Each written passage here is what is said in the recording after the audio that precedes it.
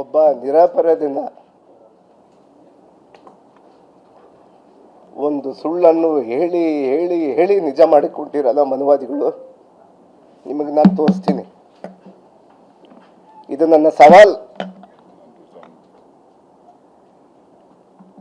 ನಾನು ಇವತ್ತು ಸಂವಿಧಾನಕ್ಕೆ ತಲೆಬಾಗಿ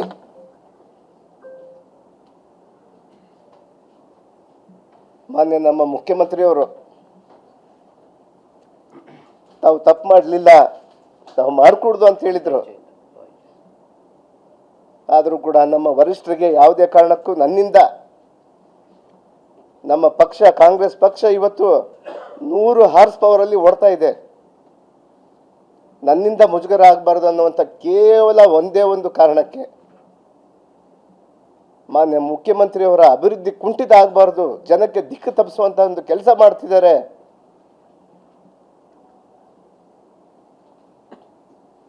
ನಮ್ಮ ವರಿಷ್ಠರು ಮಾನ್ಯ ಖರ್ಗೆಜಿಯವರು ಇದೇ ರಾಜ್ಯದವರು, ಅವರು ಕೂಡ ನಮ್ಮ ರಾಜ್ಯದಲ್ಲಿ ಒಂದು ಸುಳ್ಳನ್ನು ಬಿಡಿಸ್ಕೊಂಡು ಹೋಗ್ತಾ ಇದ್ದಾರಲ್ಲ, ಮತ್ತೆ ಅವ್ರಿಗೂ ಮುಜುಗರ ಆಗಬಾರ್ದು ಅನ್ನೋಂಥ ವಿಚಾರದಿಂದ ಇವತ್ತು ಈ ದೇಶದ ಅತ್ಯುನ್ನತ ಸ್ಥಾನವನ್ನು ಹೊಂದಿರುವಂಥದ್ದು ಅವ್ರನ್ನೇ ಬಿಡಲಿಲ್ಲ, ನನ್ನನ್ನು ಬಿಡ್ತಾರೆ ಸ್ವಾಮಿ ಮನುವಾದಿಗಳು. ಈ ದಲಿತರನ್ನ, ಶೋಷಿತ ವರ್ಗದವ್ರನ್ನ, ಅಲ್ಪಸಂಖ್ಯಾತರನ್ನ ಬಿಡ್ತಾರ ನೀವು?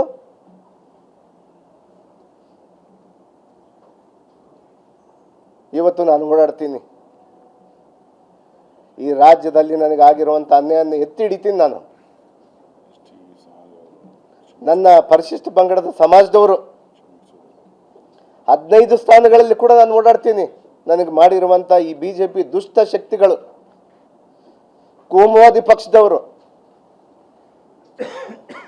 ವಿನಾಕಾರಣ ಹಗರಣ ಇಲ್ಲದೇನೆ ಹಗರಣವನ್ನು ತಂದು ನನ್ನ ಮೇಲೆ ಕಟ್ಟಿ ತಾವು ನನ್ನ ತಲೆದಂಡನ್ನು ಮಾಡ್ತಿದ್ದೀರಲ್ಲ ಸ್ವಾಮಿ. ಶಂಭುಕ ಅನ್ಕೊಂಡಿದ್ದೀರಾ ನೀವು? ಪುರಾಣ ಕಾಲದ ಶಂಭುಕ ಅಲ್ಲ. ಲೋಕ ಕಲ್ಯಾಣಕ್ಕಾಗಿ ಮಾಡಿದಂಥ ತಪಸ್ಸನ್ನ ಶಂಭುಕ ಮಾಡ್ತಾ ಇದ್ದ, ಅವನ ತಲೆದಂಡ ಆಯ್ತು. ಆದರೆ ಇವತ್ತು ನಾನು ಶಂಭುಕ ಆಗ್ಲಿಕ್ಕೆ ನನ್ನ ತಯಾರಿಲ್ಲ ಸ್ವಾಮಿ. ನಾನು ಇಡೀ ದೇಶವನ್ನೇ ಈ ಹಿಂಬಾಗಿಲಿನಿಂದ ಬರ್ತಿರ್ತಾವೆ. ಈ ರಾಜ್ಯದಲ್ಲಿ ಪ್ರತಿ ಬಾರಿ ಸರ್ಕಾರ ಮಾಡಿದಂಥ ಸಂದರ್ಭದಲ್ಲಿ ಕೂಡ ತಾವು ಹಿಂಬಾಗಿಲಿನಿಂದ ಬಂದಿರೋದು. ಈ ರಾಜ್ಯ ಯಾವತ್ತೂ ಕೂಡ ನಿಮಗೆ ಸರ್ಕಾರ ಪೂರ್ಣ ಪ್ರಮಾಣದಲ್ಲಿ ಸರ್ಕಾರ ಕೊಡೋದಿಲ್ಲ. ನಮ್ಮ ರಾಜ್ಯ ಅಂತ ಬುದ್ಧಿವಂತರ ನಾಡಾಗಿದೆ ಇವತ್ತು. ಅಂತ ಒಂದು ಬುದ್ಧಿವಂತರ ನಾಡಲ್ಲಿ ಕೂಡ ಇರೋ ಪಕ್ಷದವ್ರನ್ನ ಬೇರೆ ಮಕ್ಕಳನ್ನ ಕರ್ಕೊಂಡು ಹೋಗಿ ತಾವು ಸಂಸಾರವನ್ನು ನಡೆಸುವಂಥದ್ದು ತಾವು ಮಾಡ್ಕೊತಾ ಇದ್ದೀರಿ. ಬೇರೆ ಪಕ್ಷದಿಂದ ಗೆದ್ದಂಥವ್ರನ್ನ ತೆಗೆದುಕೊಂಡು ಹೋಗಿ ತಾವು ಸರ್ಕಾರವನ್ನು ರಚನೆ ಮಾಡಿ 40% ಲೂಟಿಯನ್ನು ತಾವು ಮಾಡಿದ್ದೀರಿ. ಇವತ್ತು ಇಂಥದನ್ನೆಲ್ಲ ಬೆಳಕು ಚೆಲ್ಲಬೇಕಂದ್ರೆ ನನಗೆ ಸದನದಲ್ಲಿ ಅವಕಾಶ ಮಾಡಿಕೊಡ್ಲಿಲ್ಲ ತಾವು. ಇವತ್ತು ಈ ಸದನದ ಮೂಲಕ, ಈ ಮಾಧ್ಯಮದ ಮೂಲಕ ನಾನು ಹೇಳ್ತಾ ಇದ್ದೀನಿ, ಮಾನ್ಯ ಮುಖ್ಯಮಂತ್ರಿಯವರು CLPಯಿಂದ ಹಿಡಿದು ಪ್ರತಿ ಸಂದರ್ಭದಲ್ಲಿ ಡೆಲ್ಲಿಯಿಂದ ಹಿಡಿದು ಗಲ್ಲಿವರೆಗೂ ಕೂಡ ನಾಗೇಂದ್ರ ತಪ್ಪು ಮಾಡಲಿಲ್ಲ ಅನ್ನುವಂಥ ವಿಚಾರವನ್ನು ಹೇಳಿದ್ರು. ನಮ್ಮ ವರಿಷ್ಠ ಗಮನಕ್ಕೂ ತೆಗೆದುಕೊಂಡು ಬಂದರು. ಆದರೆ ನನ್ನಿಂದ ಸ್ವಾಮಿ, ನನ್ನಿಂದ ನಮ್ಮ ಪಕ್ಷಕ್ಕೆ ಮುಜುಗರ ಆಗಬಾರ್ದು ಅನ್ನುವಂಥ ಕೇವಲ ಒಂದು ವಿಚಾರದಿಂದ ನಾನು ಇವತ್ತು ನನ್ನ ಸ್ವ ಇಚ್ಛೆಯಿಂದ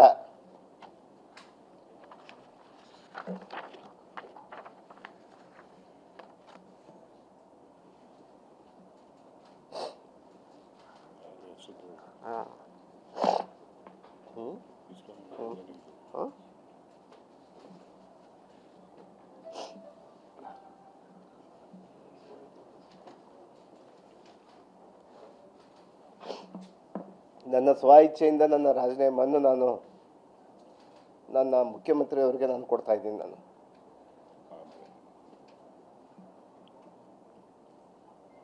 ಆದರೆ ನನಗೆ ವರಿಷ್ಠರಲ್ಲಿ ನನ್ನ ಇನ್ನೊಂದು ಮನವಿ ಇದೆ. ಇಲ್ಲೇ ವರಿಷ್ಠರಿದ್ದಾರೆ. ಸಚಿವ ಸ್ಥಾನಕ್ಕೆ ನಾಗೇಂದ್ರ ರಾಜೀನಾಮೆ. ನಾಗೇಂದ್ರ ಈಗಷ್ಟೇ ಸುದ್ದಿಗೋಷ್ಠಿ ನಡೆಸಿ ಪಕ್ಷಕ್ಕೆ ಮುಜುಗರ ಆಗಬಾರದು ಅನ್ನೋ ಒಂದೇ ಒಂದು ಕಾರಣದಿಂದ, ನನ್ನಿಂದ ಪಕ್ಷಕ್ಕೆ ಯಾವುದೇ ರೀತಿ ಮುಜುಗರ ಆಗಬಾರದು, ಸರ್ಕಾರಕ್ಕೆ ಸಿಎಂ DK ಶಿವಕುಮಾರ್ ಅವರ ಸರ್ಕಾರಕ್ಕೆ ಹಿನ್ನಡೆ ಆಗಬಾರದು ಅಂತ ಹೇಳಿ ರಾಜೀನಾಮೆ ಕೊಡ್ತಾ ಇದ್ದೀನಿ ಅನ್ನೋದನ್ನ ಹೇಳಿದ್ದಾರೆ. ಮಾನ್ಯ ನಮ್ಮ ಮಾಜಿ ಮಂತ್ರಿಗಳಾದ ಸಿದ್ದರಾಮಯ್ಯ ಸಾಹೇಬರಾಗಿರ್ಬೋದು, ನಮ್ಮ ಮುಖ್ಯಮಂತ್ರಿ ಆಗಿರ್ಬೋದು, ಮತ್ತು ಎಂಟೈರ್ ನಮ್ಮ ಇರುವಂಥ ಎಲ್ಲ ವರಿಷ್ಠರಿಗೆ,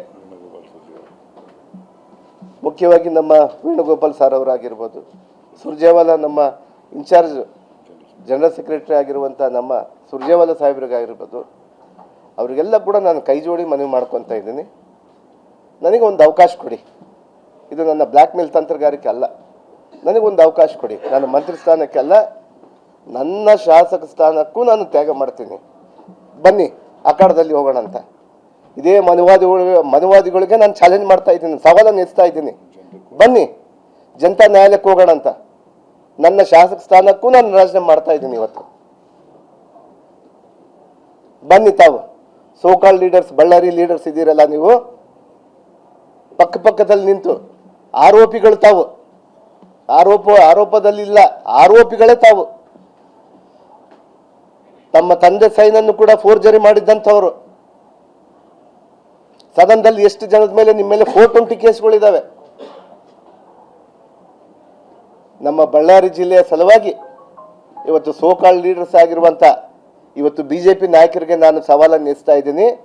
ಬನ್ನಿ ಸ್ವಾಮಿ, ಜನತಾ ನ್ಯಾಯಾಲಯಕ್ಕೆ ಹೋಗೋಣ. ಬನ್ನಿ, ನಾನು ಇವತ್ತು ರಾಜೀನಾಮೆ ಮಾಡಿ ಬರ್ತೀನಿ. ನಾನು ನಿನಗೆ ತಾಕತ್ತಿದ್ರೆ ನಮ್ಮ ಪಕ್ಷವನ್ನು ಎದುರಿಸ್ಲಿ, ನೋಡ್ತೀವಿ ನಾವು.